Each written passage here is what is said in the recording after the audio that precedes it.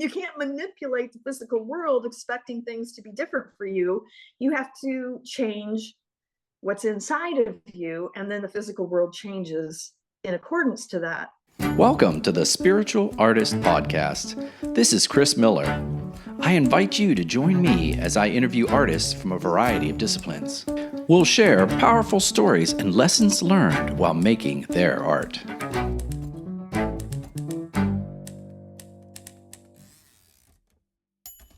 Good day, spiritual artists. This is CJ Miller, the host, and I am so glad to have you today. I have someone online, and while I usually tell you that this is a good friend of mine, actually, she's not. I don't know her very well, but I'll tell you what. When we did chat, and she's a referral from a good friend of mine, immediate chemistry, immediate excitement. So I think this is going to be a great interview with someone that kind of does sort of what I do with some variations and tweaks. So I want to introduce you to Tonya Henderson. Tonya is committed to creating artwork that empowers women to express themselves confidently, provides them with clarity, and acts as an effective method for spreading wisdom, truth, love, and compassion. In her studio, she ensures that her students, whether they're budding painters or experienced art entrepreneurs, leave with a strong sense of accomplishment. Tonya takes her role as a coach seriously and ensures that everyone enjoys the journey. She takes pride in guiding others to manifest their dreams and considers it an honor to work with artists as they develop their skills and grow their art business. Good morning, Tonya. It is great to have you on the show. Good morning. Thanks for having me. I'm excited. Like I said, we don't know each other very well, do we? No, not really. A very short conversation, and here we are. And here we are. Well, I'm going to jump cover in a little with bit more today. Yeah, we will. And you know what? I think the listeners can already tell there's a great rapport here, and I love that. And I want to grab something out of your bio that just jumped out at me when I was reading it, and start there. So it says, and ensures that everyone enjoys the journey. What do you think the journey is? It's just a moment by moment process of whatever you happen to be doing. And when I'm talking about that, I was talking about, my students, and there's a lot of times a lot of fears, a lot of self-judgment, and insecurities that come up while you're working with somebody as they're learning to paint. And it's supposed to be fun. The whole thing is supposed to be fun. If you're not having fun, we need to address that, because that is the important part of it. It's the experience of creating the art, not the art that is then created. That's a byproduct. And that's a big lesson, isn't it? For me, it was when I finally made that connection, that I was in the studio, not about getting finished, but about focusing on the consciousness that I had when I was doing it, just maintaining that joy. Right, right. It's about the process. And that's not just with art, that's with all of your life, your everyday, whatever, doing the dishes or the laundry, finding the joy in it. Who wants to be miserable? Right. Who wants to be miserable? And right. and it's like, it's that what a chopping wood and carrying the water, that Buddhist saying, it's about finding the joy in the process, maybe, or it's the moment, whatever you're doing, the moment that you're in. We want to have joy in that. We want to have fun in whatever processes that we're doing. And you can't have fun if you're like so into self-examining, like, oh, I'm not doing that like those people over there, or maybe I should be doing this differently because I see someone else doing it differently, or you're always comparing yourself to others. And I think it's really the job of the teacher to ensure that each student has that fun. They find their own magic. You're not going to find it in somebody else's stuff. You're going to find it in your own stuff. And and leading them through that process is like the most beautiful job in the world. It I is. It love is. it. I love It is a teaching. bit. Oh, I could tell you radiate. Um, I love what you said early on because I think I've learned that too as I've done my retreats. I've realized how many of us have fears about approaching creativity. We walk into the studio almost afraid, Oh right? yeah.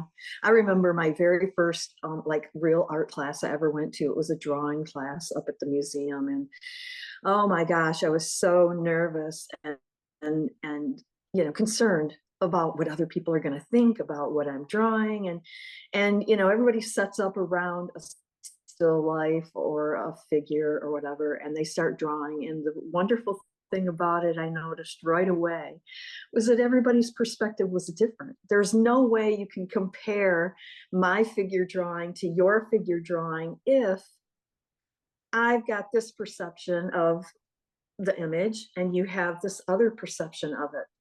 And what a lesson that was. I mean, it helps you overcome some of the fears and some of the self-doubt. But I mean, notice that everyone's having a different perspective. Yeah, And it's that's kind of true scary. where you're I think it's I scary don't though, know, isn't it's it? fascinating. Yeah, because we want I to think it's be. fascinating. I don't find it scary necessarily, but fascinating. Yeah, I just taught a class. I assisted my friend Melanie teaching an impressionism class, and we had 33 students, and they were working on these circular board canvases and doing water lilies. And one of the things we do is make them stand up and just walk around the room halfway through Yeah. and realize just how different we all are, right? Yeah, I mean, that's one of the best things to do, is to make everybody stop just for a minute, even sometimes a couple times through the course of a lesson. Just stand up, go look at what other people are doing. It might, spark something within your imagination. It might, lead you to, I don't know, your journey unfolding slightly different because what you've seen. And that's why, I love teaching at the museum, because you can go right out into the museum and be inspired and then come back and paint. You know, I, th- It's I wonderful. thought that was funny. I noticed that in your bio on your website that you do teach at a museum. And I thought it was funny that I had just done that last weekend, last Saturday. Part of the reason I've been so tired, because it's a lot of work teaching 33 people. It is. It's a lot. It's a lot. It's It hard to give is. everybody individual attention when you have that many people in the room. That's why I assist Melanie. She does the teaching and shows the techniques, and I just go around and tap them a little bit, and encourage them. Um, Courage. yeah, yeah. Yeah, How? it's important to encourage people along the way like that. So let me ask you something. When people, this is what I would be afraid of when I let people look at other people's work. I don't want them to be intimidated. So how do we get people to see the diversity and the okayness of being different without being jumping into the intimidation of why am I not as good as, or I think that's better? Is it possible? Um, I think you can help people, but it's you got to play with what's going on in the person's mind, and you can kind of see that while they're working. You can see where their struggle is, or I can anyway. I don't know if other people can. I can see someone's struggle, and I can, you know, I usually jump in first with there's no right or wrong. This is art. We're making it up. You're the artist. You get to create whatever you want to create. And sometimes it's just more about allowing something to be created rather than thinking that you're the one doing it. Just separate yourself a little bit and just flow with whatever happens and be okay with it and know that it's not right or wrong. It's just what happened.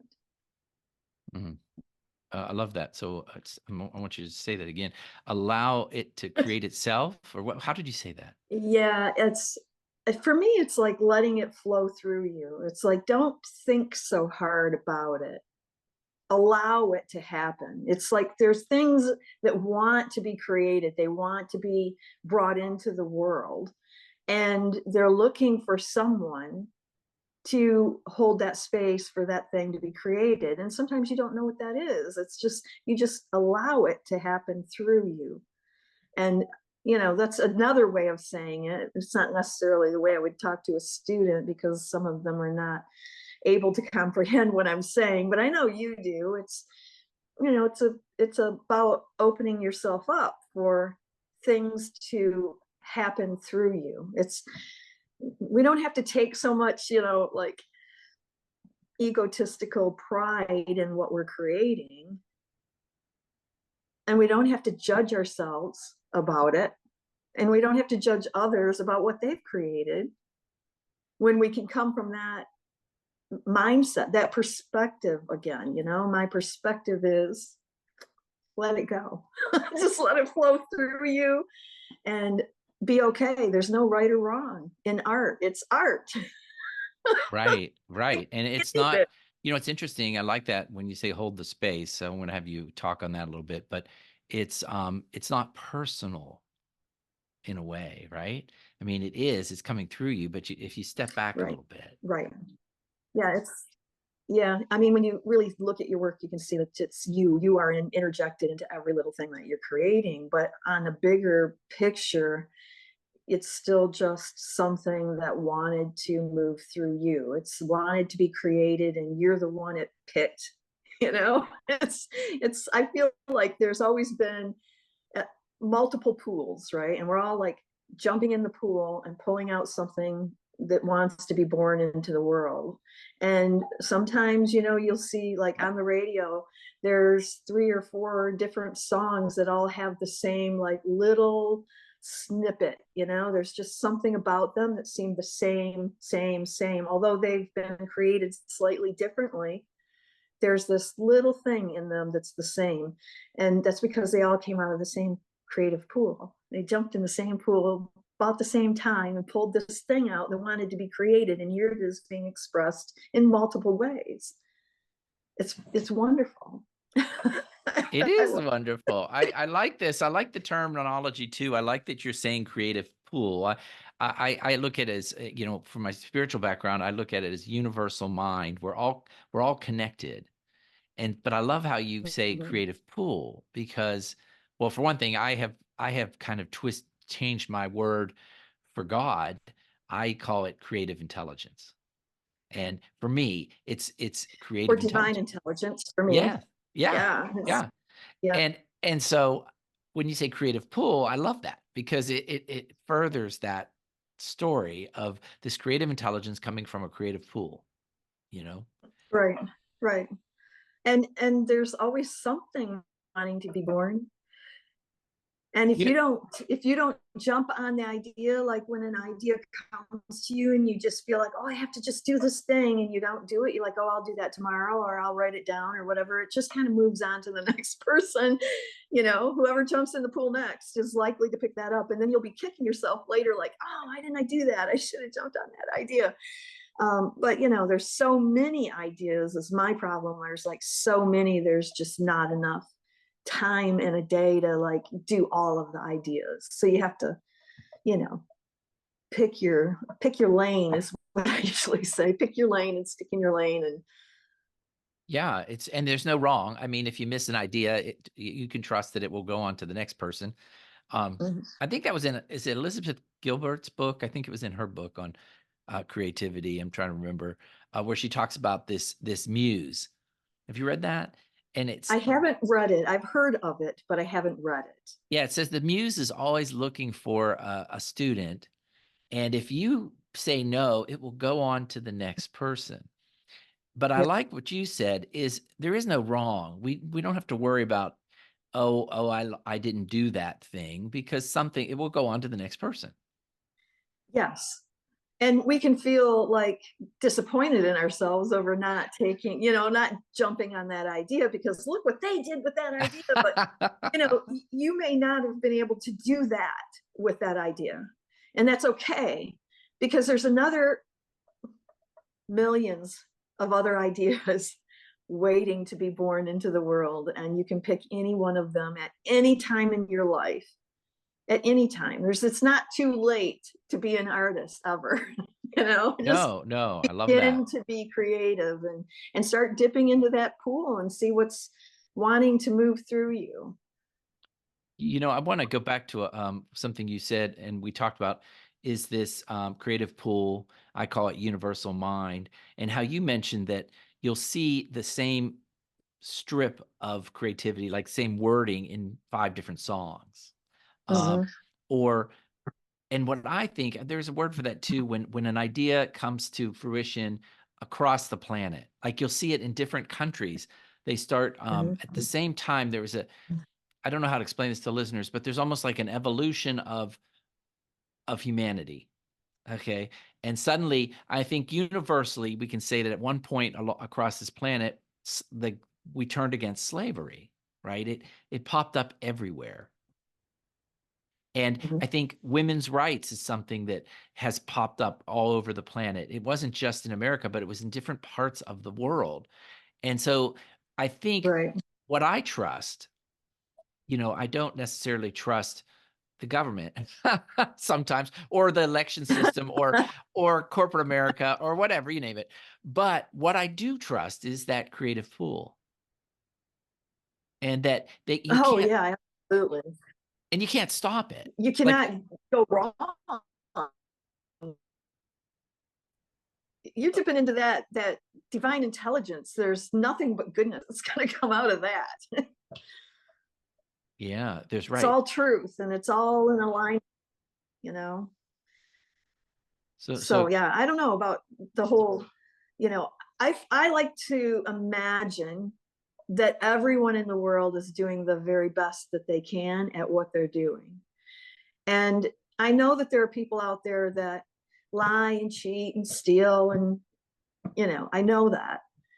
But perhaps that's the best they know how, because they don't understand that they can tap into that divine intelligence. They don't understand that there is another way. This is what they've been led into, and they don't understand. So it's still, they're doing the best that they can. So just my little nugget on that. I think that's true, and I think that they're still, in a weird way, they're still tapping into it, but it's filtered. They're just getting a little bit of it, and what I like to teach is how to be Yeah, it's how pinched off. pinched off. Yeah, it's It's funneled. pinched off. Yeah, Exactly. And we're all doing that to some degree. right. We are, and it's that's part of the surrender to it, and everything. So let's talk about you a little bit now. Okay. We're gonna talk about you. So I did an interview a couple episodes ago about an intuitive reader, and you do energy portraits, and I want to touch that because people love that. Tell me about what you do. You call them art readings? Is that It's yeah, it's a reading, and I call them art readings so people understand you're getting a reading, but you're getting this piece of art. And I actually call them personal energy portraits because it's not just like you could do a painting of a space, an environment, and still call it an energy painting. But this is personal to the person. And so this is the way I see it. Everyone has an aura, their energy field, and inside the energy field is every thought that they've ever thought. It's held there, and it is, um, and this is where the idea of epigenetics comes from. Your thoughts compile upon each other, and then they can wreak havoc on your body over time. Well, I'm reading that information, the information that's held inside the aura of the person sitting with me. But I'm also connecting to divine intelligence. And I'm asking, because I mean, if you think about it, we have 70, 80,000 thoughts a day. That's a lot of thoughts sitting there in your energy field. The thing is that most of those thoughts are exactly the same thoughts that you had yesterday, and the day before, and the day before that. And that's why your life looks pretty much the same day to day, because you're not changing much from day to day. You're not changing what you're thinking. So when I'm tapping into divine intelligence, I'm asking, what do you have for this person today? And then, it's almost like something will move forward. And I can see things in my mind's eye, kind of like Well, sometimes it's like little video clips, or it could be um, just a scene, or it could be actual the movement of energy. Um, and that's what I'm painting. I'm painting the visions that I see. And therefore, it's a reading. So when I'm done sitting with somebody and painting this, then I give them the reading right then and there. And it's always shocking for people who do it the first time, I think, because they're like, wow, this is way more than I thought it would be. And um, and that's why I call it an art reading, because I want people to understand it's a reading. Like if you were to have a tarot reading, or you were to have a psychic reading, or you were to have a psychometry reading, it's just those are just modalities that get you the same kind of information in a way. But this way you're visually seeing what I saw. And a lot of times what's really wonderful is that the things that show up, the images that show up, have a deeper meaning to the person that's receiving it than I could even possibly know. That's interesting. Yeah. You're just seeing a It visual, but is. they're seeing a story behind it. Hmm. Yeah, That's yeah. And over time, what's really fascinating to me personally is that over time they've evolved. And so in the beginning, it was just like almost like a flat image, more graphic like in nature, we might say. And then they evolved into these paintings that I could read the quadrants of the painting. Like if it's this area, it means this. If it's this area, it means that. And then after another period of time, it evolved in another way. So, as you're painting, there's like your base coat, your underpainting, maybe a rough draft, and then another layer of paint, and then maybe 2 or 3 layers after that, you might be finished. And so these layers are it's more like dimensional. And I was just like overwhelmed when that finally sunk in. Like the painting isn't just developing like left to right if you were reading, it's developing from that first service to the next. And it's mind-blowing to me that it keeps evolving in that way and becoming I don't know, more intense, more, it's deeper, it's the meaning becomes deeper. I don't know if the client experiences it that way, if they're experiencing better reading than they ever have before. I don't know, but for me, it's just again fascinating. It's wonderful. it is fascinating. It gives a whole new meaning. I always tell artists that you want your painting to have a story.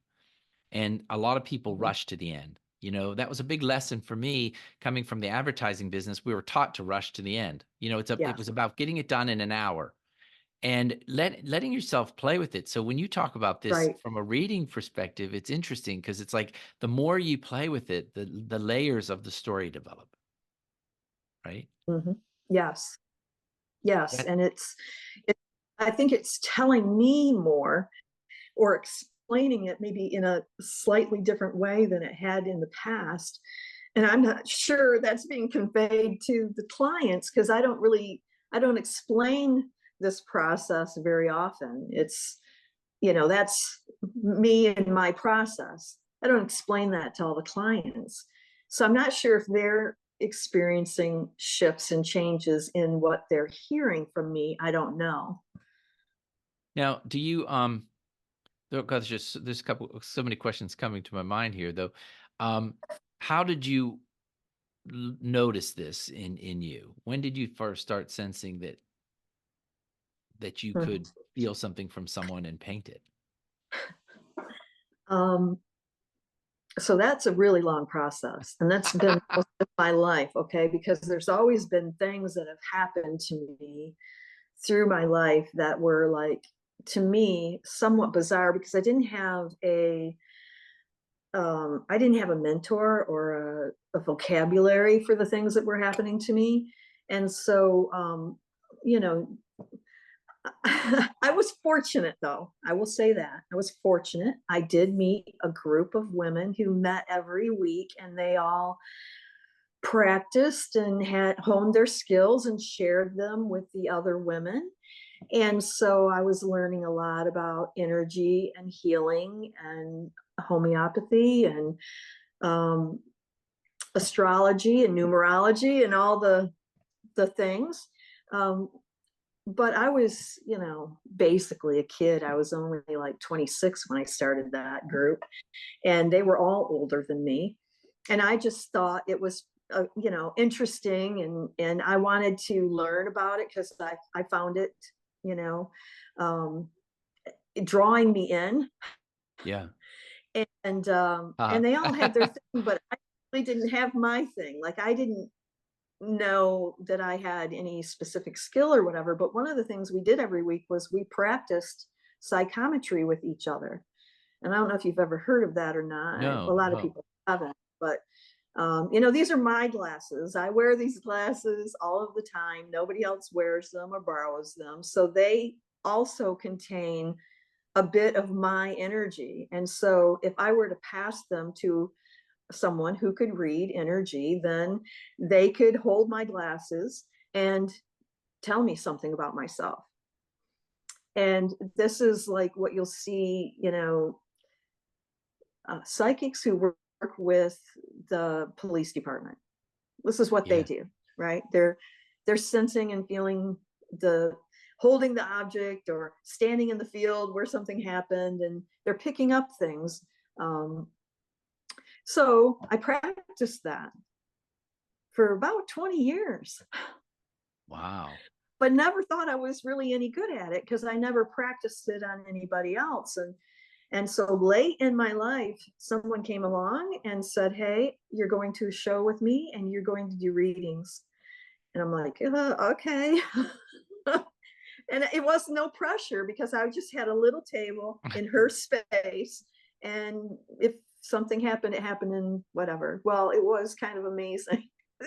And so I did a few more. And then I was like, wow, this is really impactful for people. And I felt like I was being like so helpful, talking people through these things. And I started getting feedback. Like, there was a gal, I was in New York, and there was a gal who came by, and I just happened to mention, "Hey, I love your hat." And she walked by and said thank you and walked around the room and eventually came back to me. She goes, "I don't know what it is, but I know I need to sit down with you." And so we did the reading, and I told her that I saw her standing on a stage and talking about something that she was very passionate about.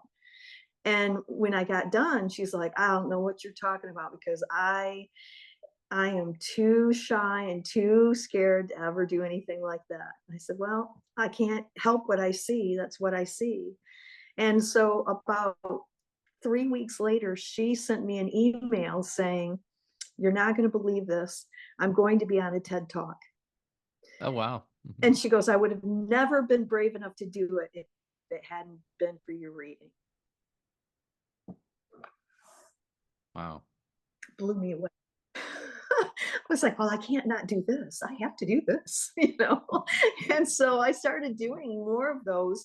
And eventually I was like, I need to make my space a little more private. So, I have these walls that you use to exhibit your artwork for art fairs. And I just took that to make my space more private. And I thought, well, I can't just put them in there. I have to hang something on it. So I took some artwork and hung on it.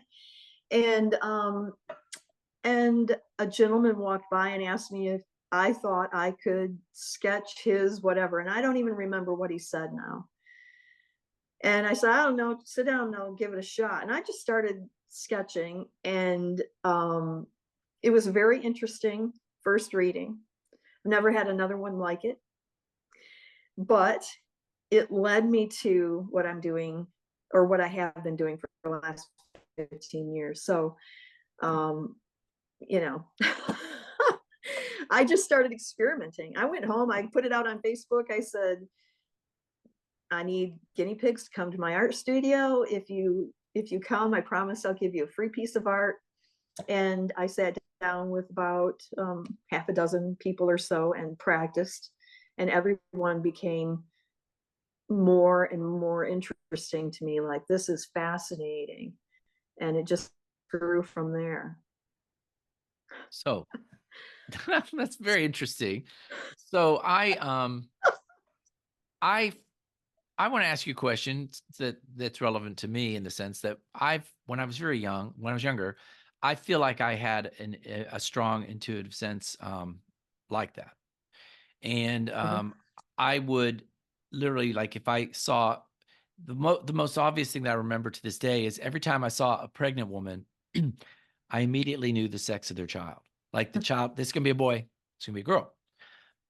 But somewhere in there, I felt like I was receiving scary thoughts or negative energy. And so I really consciously just said, okay, putting up the wall. It's not for me to hear these other people or know what's going on with them. I put a wall up.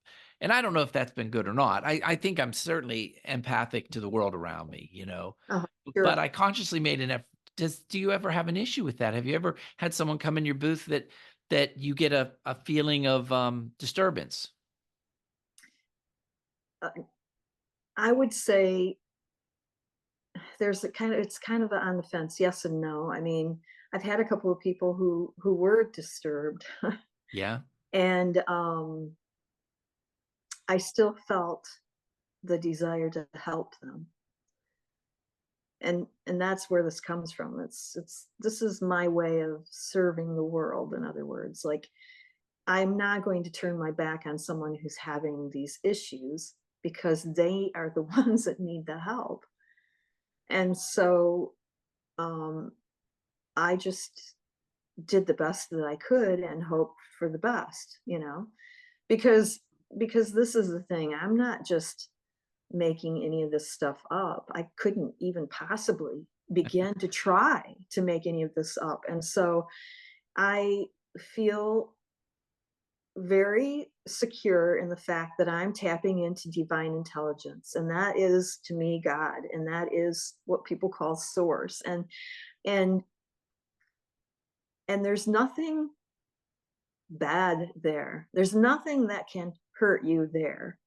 And when someone shows up in my booth who has a serious issue, I'm always given the words, the right words for that person. And I might say it differently to someone else, or we might even not even touch on that topic because it's not their issue, but the right words come through if you're just open to being that vessel. Like, I feel like we're all having the opportunities to experience ourselves as God.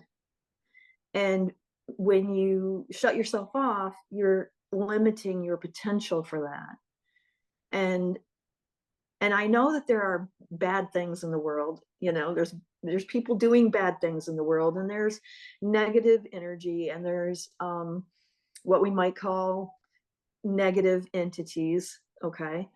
But if you can realize that anything that doesn't appear as love is a request for love.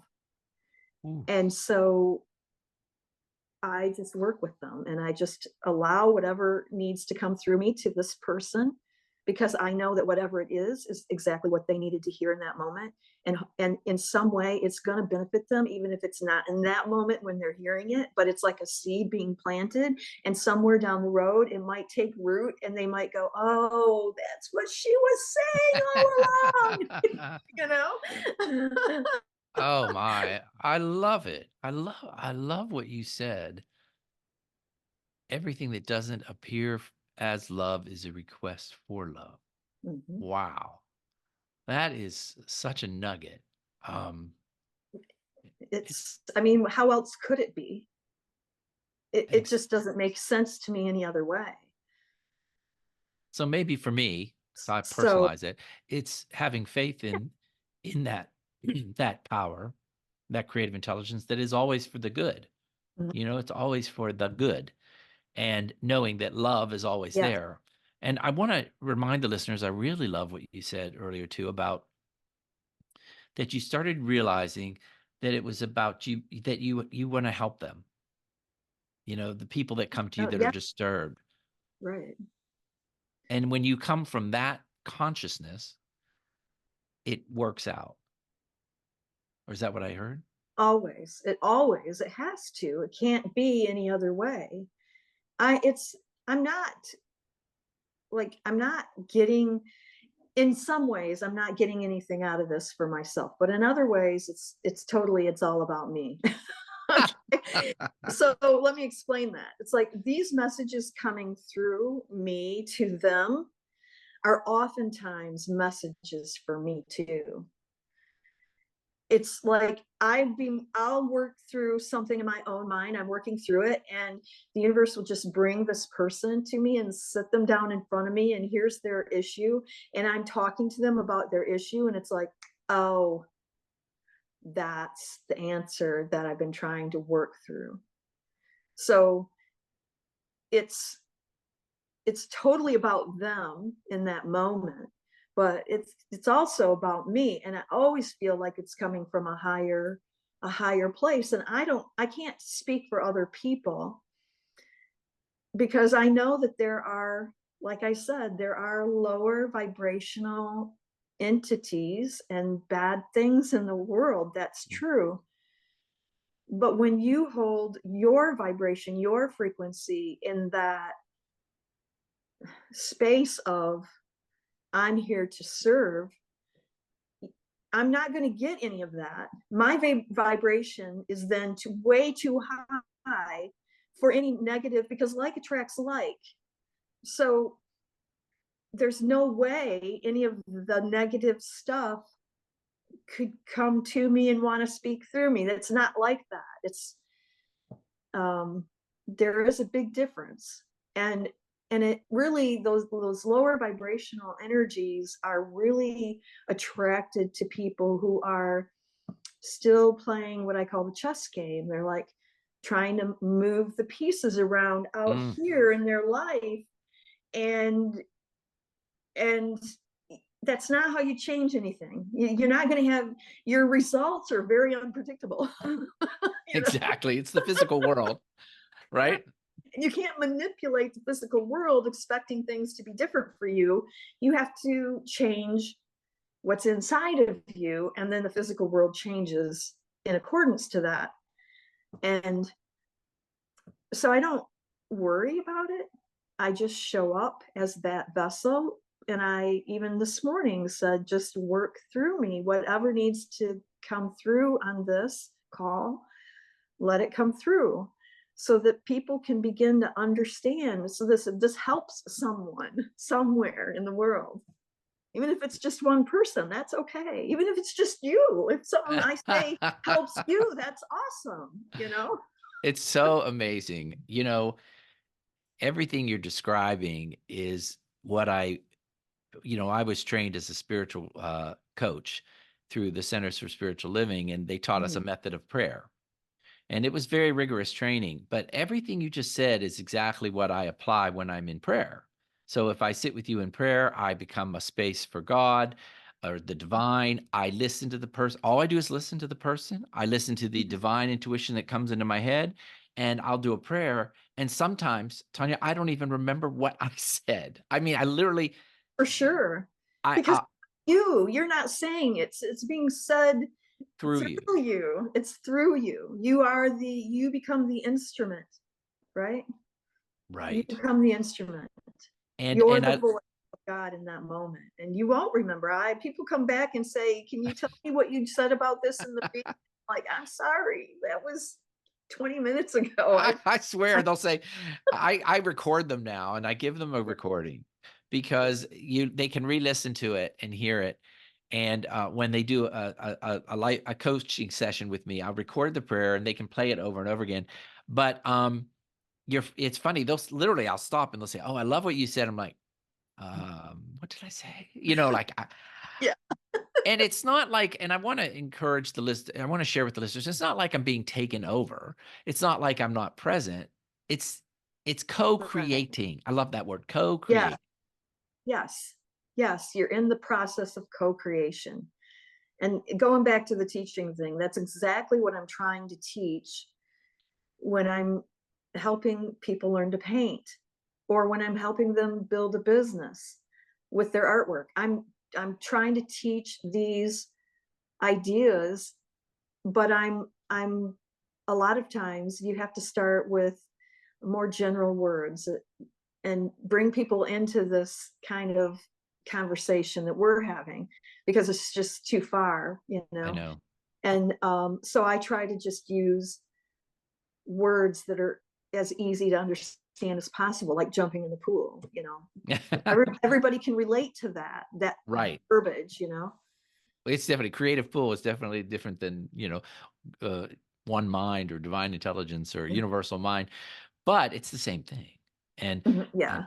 um, I realize that too, as I've done my podcast, that, the message is very, from my message is very specific. It's very, refined.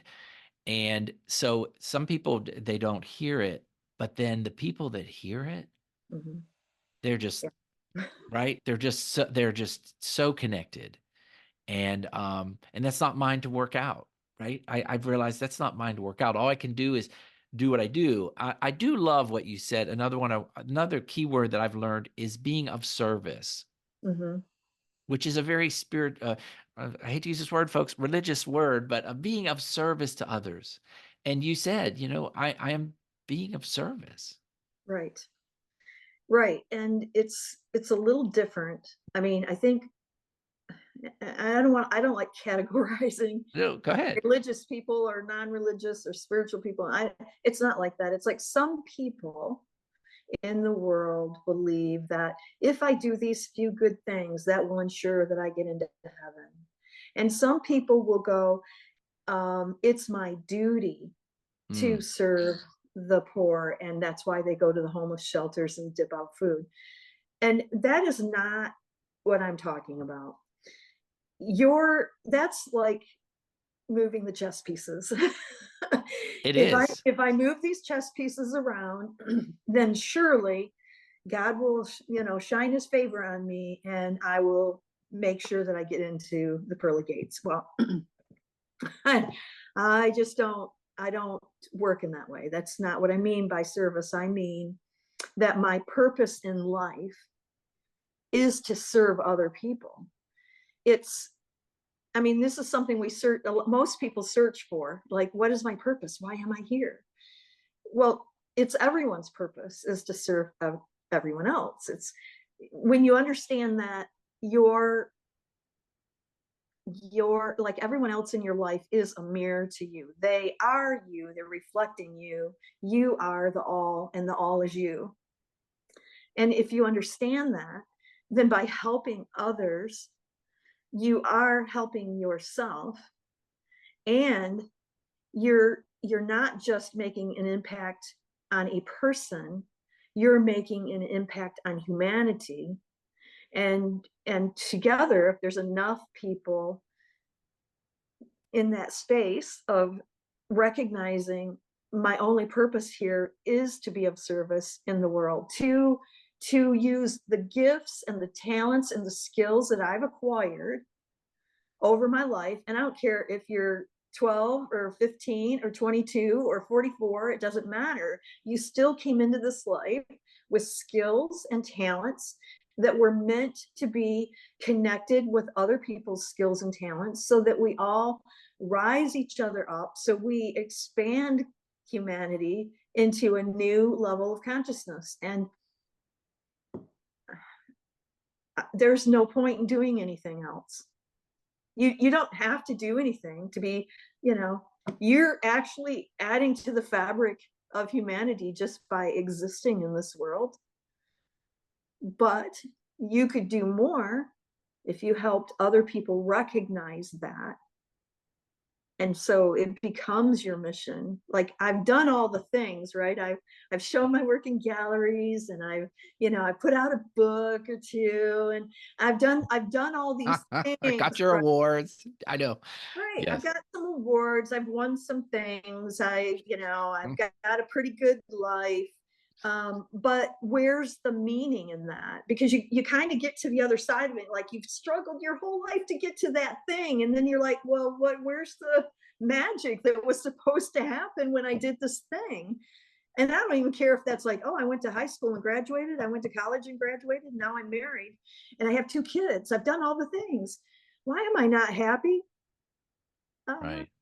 because you're missing the point. It wasn't about those things. We've been a little misled. Well, I think it's interesting. I love watching you try to describe at service because it's for me, it is beyond words. I struggle with it. I It's do. hard to find the simple words to express this huge meaning, this huge. Right. And you know what? And I'll sit there and I'll say, well, it helps me, but I don't mean I'm doing it because it helps me, or you know what I mean? Like you want to say that, but and it will help the world, but I'm not doing it because it's almost like I do it because I must. I I'm mean, compelled. I'm compelled. Yeah. It's simply some deep rooted thing in me that Mhm. is just because I can't see any other choice. It's what I want, I don't, how do you word it? Yeah. Um, I think when you get to the point where your life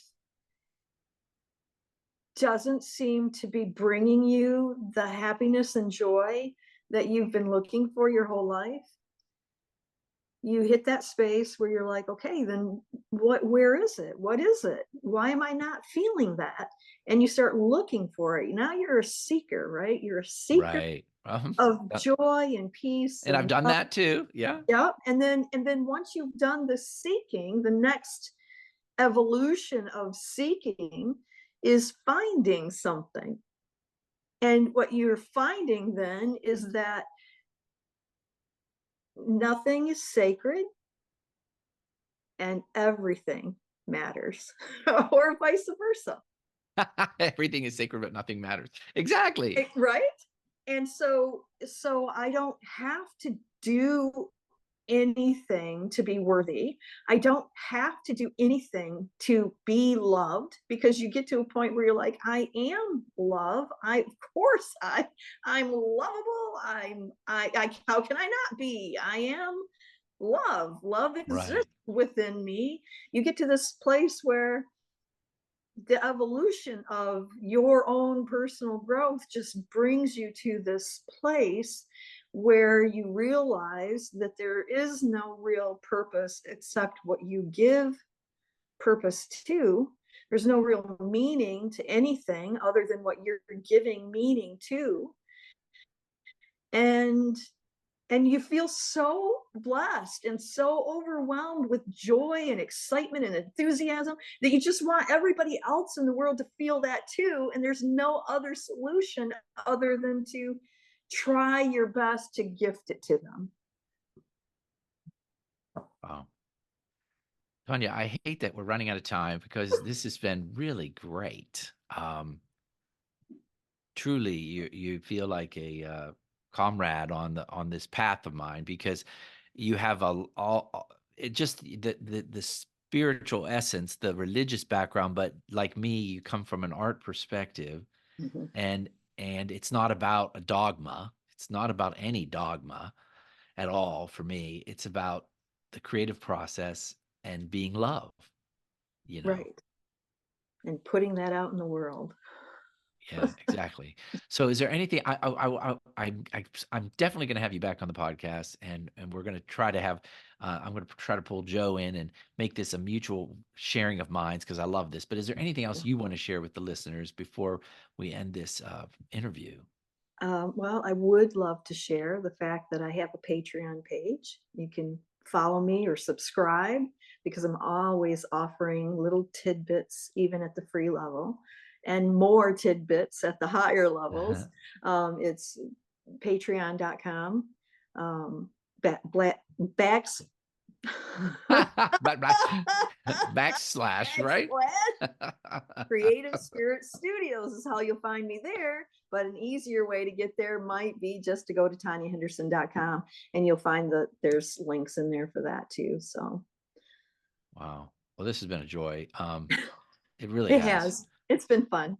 It has been fun. I mean, really, and I have to tell you, you've said like 4 nuggets in there. Which one am I going to cut out and use for the teaser? I don't know. But I want to, I love it. So I want to remind my listeners that I still have my show called Love Roller Coaster on display at the Eisman Center in Richardson, Texas.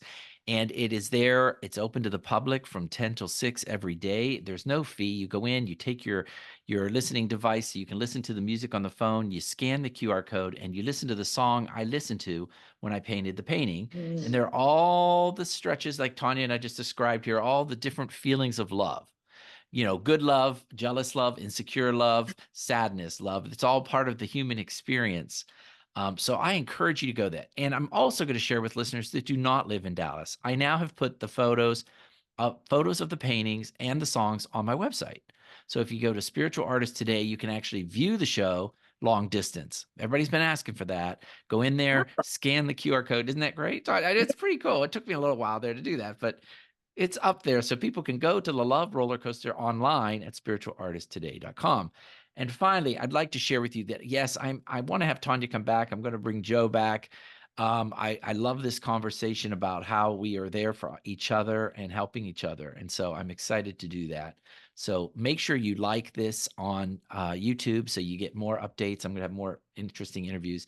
And I think Tonya and I are going to be together for other things in the future. I'm hoping, because I have some ideas for the new year. So thank you for listening. Thank you, Tonya.